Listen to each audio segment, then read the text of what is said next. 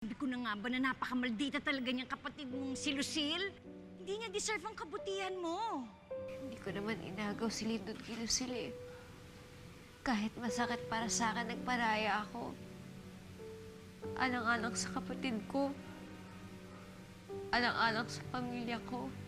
Kaya nga, di ba, tinutotoo na nga niya. Di totohanin mo na din.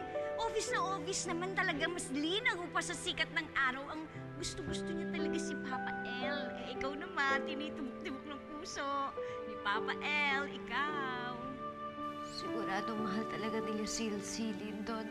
Kaya gano'n na lang yung pinaglaban to.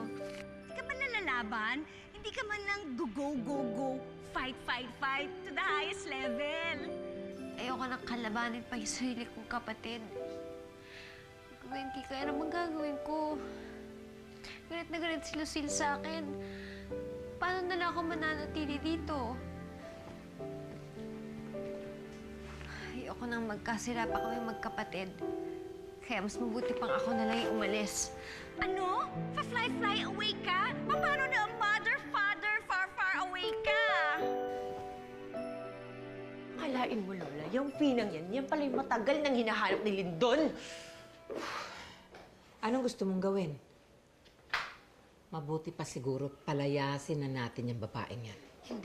Hindi po pwede, Lola. Bakit hindi pwede? Eh, napulot lang naman yan ng nanay mo eh. Matagal nang mainit ang dugo ko dyan sa babaeng yan.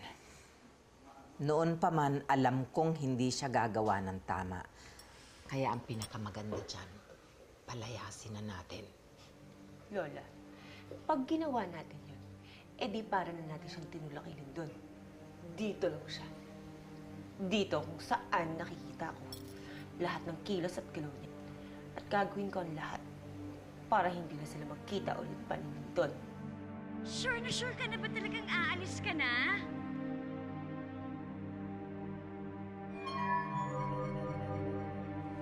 Aba at lalayas ka? Saan ka pupunta? Ate Lucila, alis na po ako. Ayoko rin po kasi na nag-aaway tayo eh. Kaya iintayin ko lang po na dumating si Ma'am Marisa. Tapos magpapaalam na po ako. Saan ka pupunta? Kay Lindon? Hindi po ako kay Lindon pupunta. Sinungaw!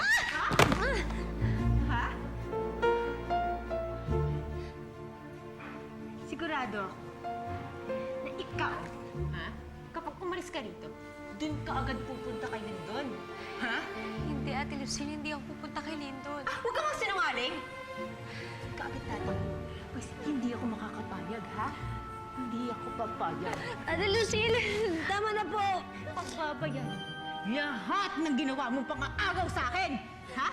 Pagbabayaran mo yun! Hindi ka aalis. Dito ka lang! Naiintindihan mo ba ako?